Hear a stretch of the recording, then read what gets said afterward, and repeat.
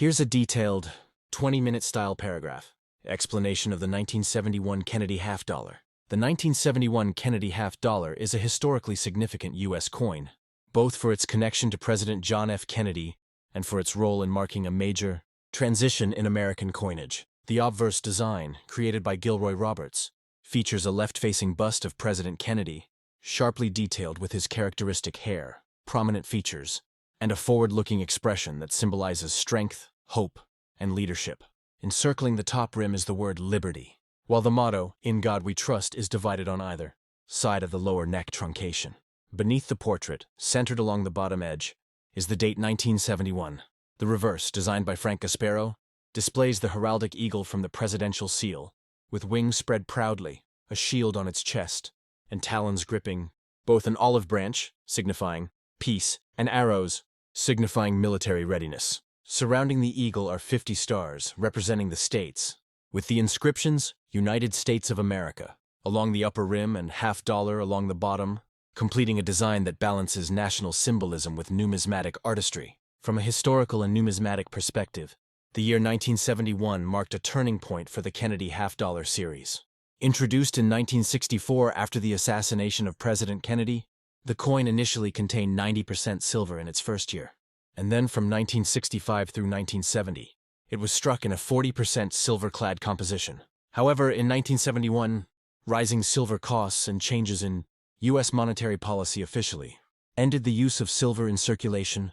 Strikes of the half-dollar. For the first time, all circulation issues of the Kennedy half-dollar were minted in a copper-nickel clad composition, outer layers of copper and nickel bonded to a pure copper core, identical to that used in dimes and quarters since 1965. This change makes the 1971 Kennedy half-dollar historically important, as it represents the beginning of the modern base metal era for U.S. half-dollars. The coin was struck at both the Philadelphia Mint, no mint mark, and the Denver Mint, D-mint mark, in very large numbers, making circulation strikes of 1971 readily available and common today. The San Francisco Mint, S mint mark, produced proof versions for collectors, and unlike prior years, no 40%, silver proof or circulation coins were issued in 1971. Instead, San Francisco proofs were made in clad, with highly polished dies producing brilliant mirror-like surfaces.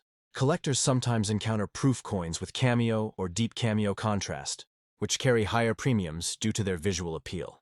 In terms of varieties and errors, the 1971 Kennedy half-dollar is known for several collectible anomalies. Most notable are doubled die obverses and reverses, where slight doubling can be seen in the lettering, date, or eagle's features. Some coins also show weak strikes, particularly on the eagle's feathers and Kennedy's hair, since the harder copper-nickel alloy was more challenging to strike fully compared to softer silver. High-grade uncirculated coins with sharp details and clean surfaces are more desirable, as circulation often left these coins heavily worn. Today, while the 1971 Kennedy half-dollar still holds a face value of 50 cents, it is valued by collectors not only for its tribute to Kennedy but also for its place in U.S. coinage history as the first clad-only issue of the series.